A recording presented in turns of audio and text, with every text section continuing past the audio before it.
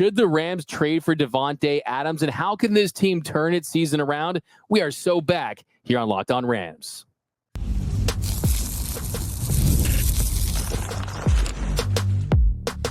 You are Locked On Rams, your daily Los Angeles Rams podcast. Part of the Locked On Podcast Network, your team every day. What is up, Ramley, and welcome back to Locked On Rams, your daily podcast covering your Los Angeles Rams. Free and available wherever you get your podcasts. Locked On Rams, part of the Locked On Podcast Network, your team every day. We're also available over on YouTube, so if you haven't yet, do us a huge favor, join the party, hit the subscribe button, hit the notification bell, hit the like button, and also let us know, should the Rams make an aggressive offer? Should they try to pursue wide receiver Davante Adams? My name is Doug McCain. You can follow me on X and Instagram at DMAC_LA. I've been covering LA sports for over a decade. Bleach Report, 24/7 Sports, SI, Dodgers Nation, the Rams for Locked On. And as always, I'm joined by the Rams pre-half and post-game show host for the Rams flagship radio station, ESPN 710 LA, the People's Champ, Mr. Travis Rogers. You can follow him on X at Travis Rogers. Now, on today's episode, we're diving into some of these Davante Adams storylines. Should the Rams pursue him? Les Snead's wife made some comments on Twitter. I don't know if you saw that, Travis. We're going to dive into that. We're also going to talk about some of the issues with the Rams right now and how they can correct them on Sunday against the Packers. But first, today's episode is brought to you by FanDuel. Place your first $5 bet, and you'll get started with $200 in bonus bets guaranteed. Visit FanDuel.com to get started. Okay, so first, off the top, yes, we have been out for a good amount of shows now, and that's because I was on the IR with Puka, with Cooper Kupp. I had a big back injury, actually had back surgery, but I'm here now. I'm standing up, and I'm glad to be back. Could not be happy to talk Rams football, my man, Mr. Travis Rogers. But Travis, the talk in NFL land right now, the big name is Davante Adams. And we know anytime there is a big piece that could be available, the Rams are one of those first teams that they're going to be linked to. Now, does it make sense this year when you look at where the Rams are at, sitting at 1-3, they're trying not to go into the bye 1-4? Yes, you could add Adams to this team right now because they don't have Cooper Kupp, they don't have Puka Nacua, but it's a little more complicated than that. It's not like this, he's this one last piece of this Super Bowl puzzle for the 2024 team. Yeah, first of all, good to have you back, Doug. I'm glad you're back on your feet. Glad you're feeling better. But you're right. Whenever there is a high-profile player, and Davante Adams certainly qualifies for that, he's terrific.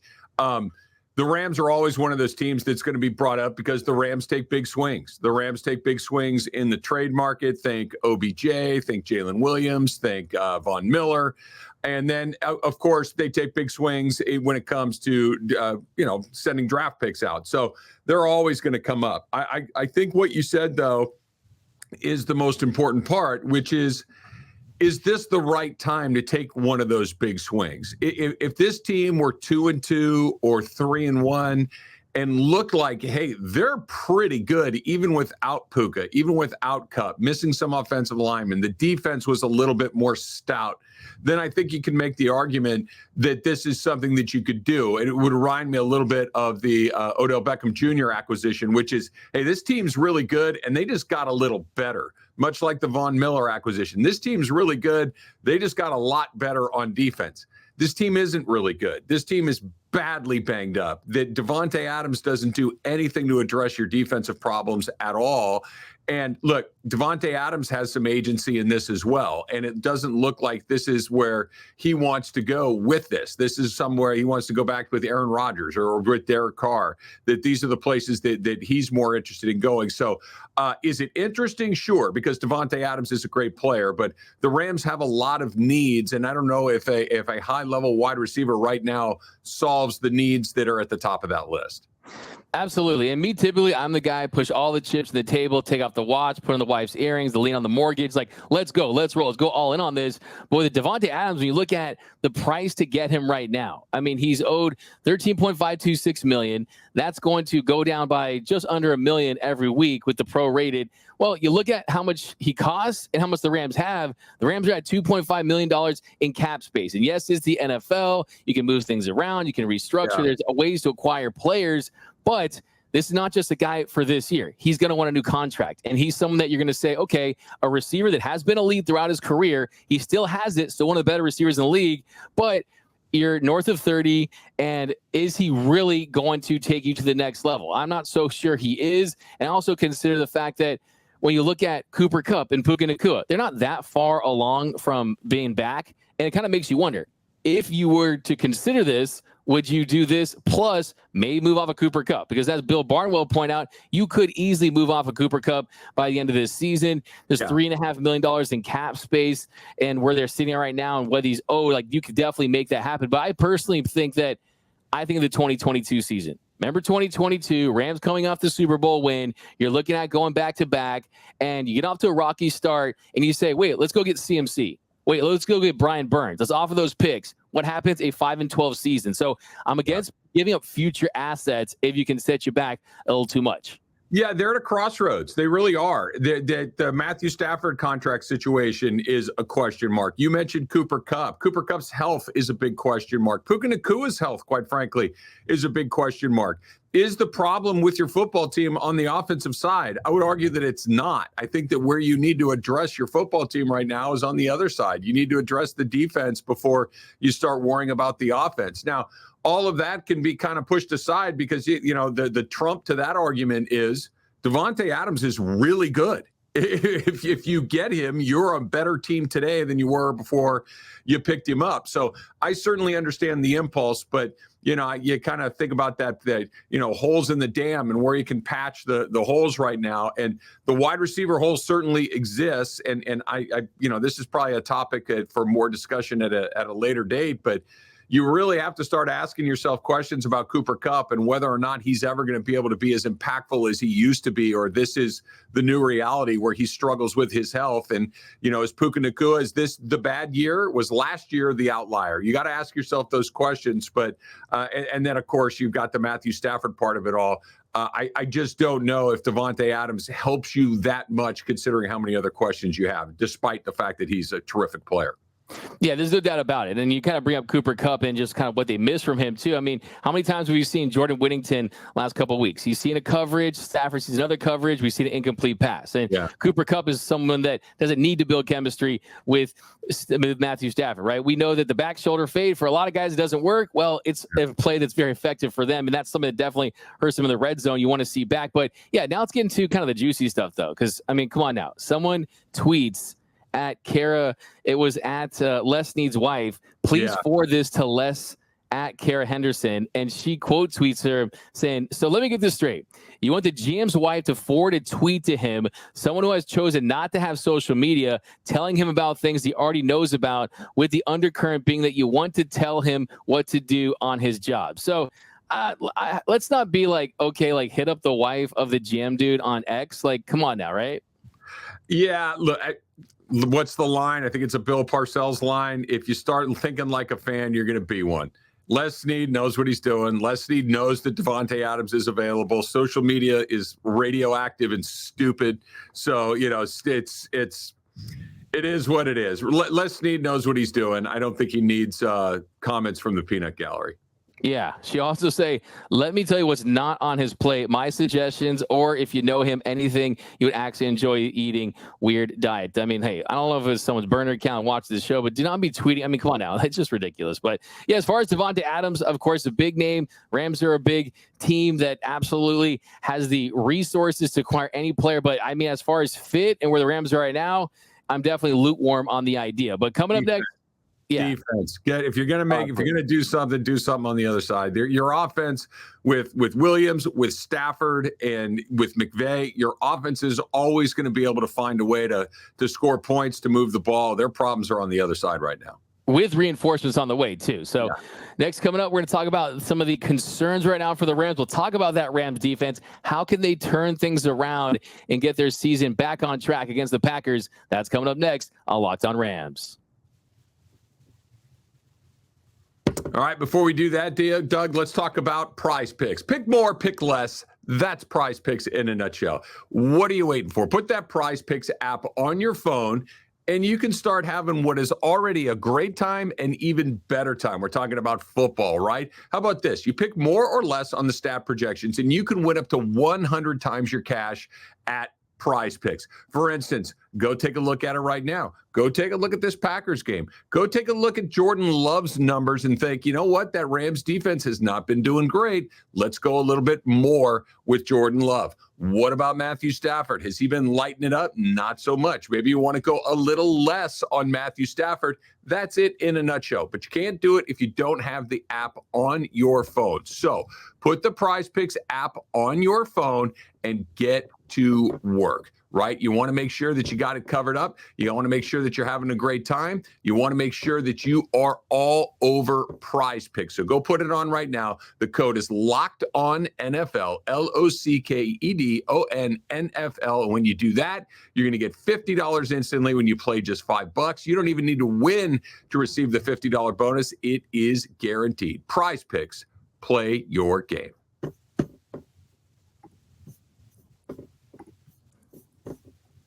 And we are off and running here on Locked On Rams. Thank you for making Locked On Rams your first listen every single weekday. Free and available wherever you get your podcasts. Locked On Rams, part of the Locked On Podcast Network, your team every day. Also, a special shout out to those everyday listeners out there. Saw you guys in the comments, DMing me, telling us about how much you missed the show. So we appreciate you guys, and we are all the way back. No pun intended, by the way, but we are back and we are ready to talk some Rams football. But here in our second segment, Travis, we'll kind of talk about this team. You talk about the defense and some of these glaring holes and some of the issues. I think you really got to start at that linebacker position. And that really is an area where you see them try to occasionally drop back verse and Hoy back into coverage, and they're acting as the inside linebackers on certain plays, but that definitely is not the way to go. And you look at Troy Reed, you look at Christian Roseboom. Reeder's supposed to be this run defender, right? I mean, he hasn't been that guy. I mean, he's been basically below average at best, and it's certainly an area where they're getting exploited this season, an area that the Packers are going to look to exploit on Sunday. Yeah, I like that you started there because I think that the Rams defense the pressure they're getting on the quarterback is okay. It's not what you're hoping for. You'd like to see a few more sacks along the way, but I do think that Verse and Young and Turner and Fisk are doing a good job of getting some pressure on the quarterback. But you got to stop the run, right? You got to make sure that you can stop that run. And those linebackers that you're talking about, in the absence of Ernest Jones, have not been up for the job. They play hard. They compete. They're doing what they can, but it just doesn't feel like they've got the wherewithal to get that done. You look at that Chicago game, and when Chicago basically said, we're just going to run, and it wasn't Trey, it was, we're coming downhill, we're coming right at you. And those guys were just getting moved out of the way. They're starting in the middle of the field, and they're ending up outside the numbers. I mean, they were getting moved. That's a big problem. You've got something in the back end going on as well, where maybe Darius Williams helps a little bit, but Tre'Davious White still probably on the field. Guys are targeting him. Guys are going at him. So the defense, and I'm glad you brought it up, Doug, the defense has been the problem with this team. The defense is affecting the way that Sean McVay goes about it. The defense is affecting the way that you're playing your offensive side of the ball because you know you're not getting a ton of stops right there. They have to find something. I'd like to see a little bit more stunts up front to try to slow down that run game, but they have to figure something out defensively because if they don't, it's going to be a long last 3 quarters of the season. Absolutely. And we know that this offense can find a way to score points. I do think that I want to see more of a run-first offense in the next couple of games as far as where they're at. We'll kind of tackle that in another segment. But as far as kind of Trey White, I mean, look, so far it's not look good for Trey White. And the play that sticks out to me, 39 from the 15, you get the flag for the defensive pass interference in the end zone. That goes as a touchdown. That leads to a touchdown. And they are just champing at the bit to attack him on defense. And you also mentioned the run game. I mean, look, freaking DeAndre Swift, he goes into that game, and Bears fans are saying he's a bust. Bears fans are mad at how he's looked this season because he was awful, and they made him look like a really good running back. He was averaging less than 3 yards per carry, and he had a career day. It was the first day that first drive that Caleb Williams led a touchdown drive starting inside his 30. So, I mean, look, Chris Chula has some things to clean up. This defense has some things to clean up, and really it's going to hinge on that because we thought last year, okay, this team's going to lap the scoreboard, outscore everyone. You invest in the offensive line. You use ball control. At the end of the day, if you're not finishing, which they're not finishing as far as sacks, you're not finishing drives, not finishing field goals, not finishing games, it starts on the defensive end. There's no doubt about it. Well, this is an interesting point in the season, and I think it's a new point in Sean McVay's coaching career, because think about what's going on. Think about the defensive coordinators that you've had through here, right? We started with Wade Phillips, and we don't need to go over his resume. It speaks for itself. Raheem Morris, more recently, is now a head coach in the NFL. He's got his team playing pretty well, a guy that was really well respected. You can kind of just say, okay, go do your thing, Raheem. And when you watch the Raheem Morris defense, they were always better in the second half than they were in the first half. They were very good at making those adjustments along the way. This, for Sean McVay, is new. This is somebody who has a defensive coordinator who's a first-time defensive coordinator, who's a close friend of Sean McVay's. They go back to Miami of Ohio. You know, having to coach up one of your buddies, having to get in to one of your buddies is probably not very easy. I think this is where they find themselves. Can you light up your pal? Can you do that? Can you be his boss when you need to be his boss? Because they need help on that side of the ball. They're not good enough. This was one of the things that you and I had talked about. Now, maybe it's just a matter of the personnel isn't there and there's no way to patch some of these holes. I'd like to see some different schematics. I'd like to see them go about it slightly differently. And so far, they haven't done it. The Chris Chula experiment has not gone according to plan so far. There is a lot of time left. They got a chance to do it this Sunday, but yeah, they need to do things differently on that side of the ball. They need to cover better. They need to get those linebackers some help. They need to finish those sacks that you're talking about. And if Chris Chula can't do it, Sean McVay needs to get in there and give him the help that he needs to get it done, because these guys need a lot of work at this point. Yeah, I think like schematically for sure, there's things that he's trying to implement and he's trying to find the answers. But at the end of the day, I do think ultimately it's okay, we're still in this youth movement now in the post Aaron Donald era. Jared Verse looks like he's a perennial Pro Bowler at this point. He's defensive rookie of the month. He's been fantastic. Has not finished certain sacks at certain times, but he's looked great. You've gotten production from Kobe Turner. You've gotten production from Braden Fix. But really, that middle linebacker area, Troy Reeder was supposed to be someone that wears the green dot and was supposed to have an impact on this team, and he certainly just has not done that yet. And you're seeing, like I said, I mean, you look at DeAndre Swift, averaged 5.8 yards per carry, 5.8 yards per carry on 16 carries in his last game. I mean, that was a Bears offense that came into that game struggling, and they were feasting for most of this game, gashing against Chris Chula. So I think kind of the big narrative early on is, hey, there is going to be a lot of fingers pointed at Chris Chula, because at the end of the day, you got the name, but he's not a made man. And not yet. He has to prove it, though. And that's where the stage we're in. That's just the truth of the matter. Yeah, and you mentioned his name a second ago, and we talked about this during the offseason. The everydayers will certainly remember this. We didn't know what Aaron Donald's absence was going to look like until Aaron Donald was absent, and not just from a schematic situation. That obviously is a big part of it, but he was the voice of leadership. He was the guy that everybody would turn to. He was the guy that would make a big play in a big moment that let everybody kind of calm down a little bit.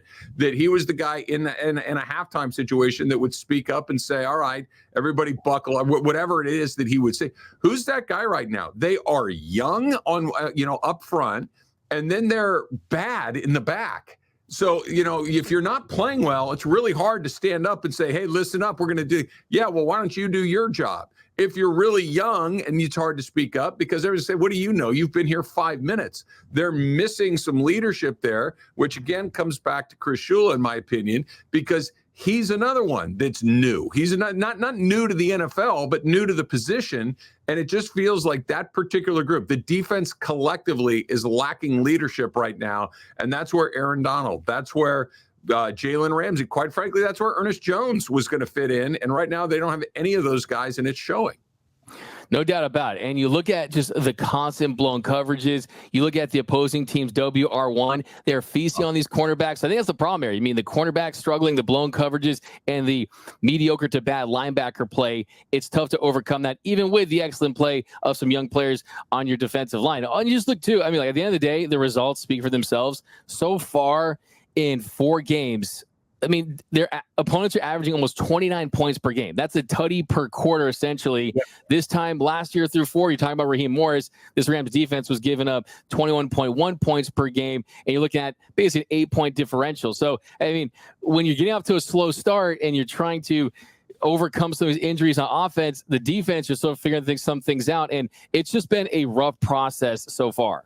Yeah, and last thing here before we move on, I'll just kind of put this there. They're going to have to play different offensive football. They're going to have to run the ball more. They're going to have to limit possessions. They're going to have to make sure that it's not a bunch of 3 and outs and put your defense right back out there. You're going to have to control clock instead of having 5 or 6 possessions a half. Let's make it 3 or 4 or 4 or 5 or whatever it is that you need to limit the opportunities that the other guys have. Because and you know me, I'm not the biggest stat guy in the world, but the stat that jumps out at me is they are 31st in points allowed and they are 31st in yards allowed. That's a bad combination. I mean, there is no working around that. The only way you bring those numbers down is let the other team's offense not be on the field. So this comes back to Sean McVay, Matthew Stafford. Those guys got to find a way to burn clock, to hold onto the ball, to score touchdowns in the red zone instead of kick field goals.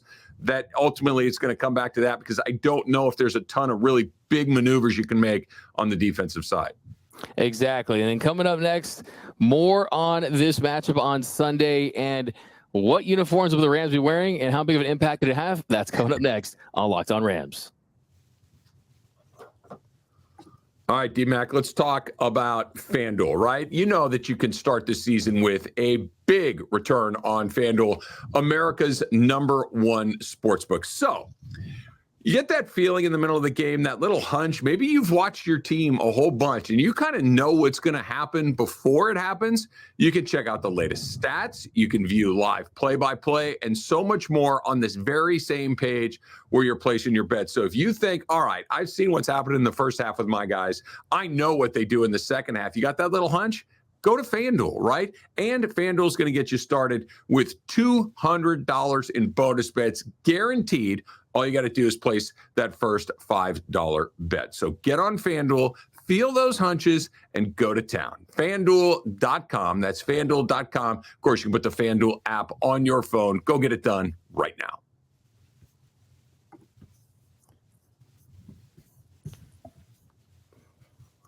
And welcome back to Locked On Rams. Thank you for making Locked On Rams your first listen every single weekday. Free and available wherever you get your podcast. Locked On Rams, part of the Locked On Podcast Network. Your team every day. All right, Travis, so Sunday we're going with the Royal jersey, the bone pants, the Royal socks, trying to switch it up a little bit. You feeling the bone with the Royal? I don't like the bone. I really never have. I like the Royal a lot. I like the yellow pants when they have those combinations going together.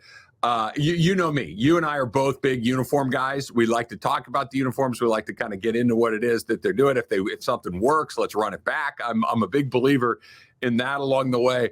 But they could go out there in the perfect throwbacks from 1985, the Eric Dickerson look that you and I both love so much. But they got to play better, whether they're in perfect uniforms or bad uniforms. They got to find a way to score touchdowns. They got to find a way to prevent touchdowns.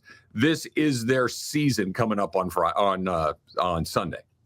No doubt about it. I look at the Rams are 0-1 this year in the bone, 1-2 in the white uniforms this season. So I think, look, I'm just happy to see Royal at SoFi. Yeah, okay, yeah. Give me the Royal at SoFi. I feel a little better about that. But yeah, so really, you talk about the Sunday matchup, and you got the Packers coming to town. It's a Packers team that nearly pulled off a miraculous comeback. They were down 28-0. Jordan Love has a career game, 4 touchdowns, but 3 interceptions, set a career high with completions and yards in a game. They're trying to get right. They're trying to get their season really going and get on track with the roster they thought they were going to have. And this Rams team is trying to not enter the bye in a situation where you're 1-4. When you're 1-4, you're in big trouble. You're already in big trouble as it stands. You're already in big trouble right now because you're 1-3. And since the merger, 1970, only 42 teams that got off to 1-3 starts have made the playoffs. So it's going to be difficult, but is your season on the line? I mean, after a team that started 3-6 last year, they wanted to win 7 of their last 8. They still make the playoffs. It's still a possibility, but your chances statistically, historically, they definitely dwindle with a loss on Sunday to the Packers. This is not last year's team. This team isn't as good as last year's team. This team's not winning 7 out of 8. This is you got to win 2 out of 3 here and there. You got to find a way to do it. And right now they're just not whole. I believe in Sean McVay. I believe in Matthew Stafford. I believe in those guys as much as I believed in anybody that I've seen come through for the Rams in a really long time. But there is a point of no return. that you can only ask so much. You can only dig the hole so deep. You can only miss so many players before even the best coach and the best quarterback can't dig you out of it. This is their season. If they win, they're in it, right? That 2-3 going into the bye, you got the Raiders coming out of the bye. You're very much in it. You can get to 3-3 with a win against the Raiders in that situation. And it's like, okay, got 11 games, win 6 of the remaining 11 games, and you're kind of in the mix. If you lose the Packer game, even if you win the Raider game, you're 2-4. Look at what's coming up after that. And I can't remember the order right off the top of my head, but you're talking about Minnesota. You're talking about New Orleans. You're talking about Seattle. You're talking about a bunch of good teams that are coming in and that you're going to see that this is a run that's going to be – Miami is in there. We'll see whether Tua is back at that point or not. But these are nothing but 50-50 games at best, probably games where you'll be the underdog. If you dig that hole another game deeper on Sunday, it's probably a wrap. Now, never say never because weird stuff happens in this league, but – they're fighting with one hand tied behind their back, and this team is not as good as last year's team, so they can't dig this hole much deeper. They have to win on Sunday. Yeah, this team doesn't have Aaron Donald, right? This team doesn't have the best rookie receiver, basically, ever with Puka Nacua, right? I mean, you don't have the same storylines this year. But having said that, if you find a way to get a win on Sunday, it's a home game. It's the NFL. It's always going to be close if you execute, right? Then you're at 2-3 heading into the bye. Then you play the Raiders. You're essentially, I look at this Sunday as you win Sunday, you're 500. And if you're 500 in week 7, you have a chance. And guys get healthy, right? I hear you, and I don't disagree with you. However, here's the problem. If I would have said, are they going to beat the Bears? Yeah. Are they going to beat the Cardinals? Yeah. They got housed by the Cardinals. They got manhandled by the Bears in the second half. There is no sure thing for this team, not as it's currently constructed, not when they're this banged up, not when they're this thin on the defensive side. So should they beat the Raiders? Of course they should. There's nobody left on that schedule. It's like, okay, check the box on that one. Not right now. Maybe when they start to get some guys back and they're a little more healthy. But this team there's no one on their schedule that's they're going to win that game. There's no even Carolina. There's just nobody on that roster or on that schedule, I should say, that is a slam dunk, which is why this is so important. Can they beat the Packers? Sure. Do they need to play a lot better? Absolutely. But even with that win, the rest of the schedule is a monster. You got to get it done on Sunday to at least give yourself a fighting chance. That's a fact for sure. And I think for me, when I look at this team, it's like, what's their identity? What are we? What are we going to be? There's been no real definitive thing to point to when you start this Rams season. I mean, are they a team that's going to end a rebuild? Are they a team that's going to be plagued by injuries all year? Are they a team that still has an elite quarterback and elite coach? If you just find a way to get one win somehow, you're going to be sitting at 500. And when you do that, you definitely change the complexion of your season because of the guys you have at the top of your roster and the guys you have coming back. So Rams fans, don't give up hope. I don't want to hear Jador Sanders. I like the watch. I like the swag. You know what I mean? But it's too early, just like it was too early last year to talk about Caleb Williams. Win Sunday. It's real easy. Win Sunday, and you can worry about what's coming after that. Lose Sunday, and you're starting to talk about Jador Sanders or whoever else. If they lose Sunday, don't be surprised if you start seeing names pop up in trade conversations. Don't be surprised if you see people, maybe not coming back quite as soon as they might have otherwise. I'm just saying that their season turns on. Win, we're good. Keep moving forward. Keep being optimistic. Lose, and I think the conversation takes on a very different tenor. Questions: are you a dog or a leader? Right. Dion will let you know that he needs dogs and leaders. Exactly. But that's going to do it for this episode of Locked On Rams. My name is Doug McCain. You can follow me on X and Instagram at DMac_LA. And you can follow the People's Champ, Mr. Travis Rogers, at Travis Rogers. And until next time, whose house? It's Locked On Rams house.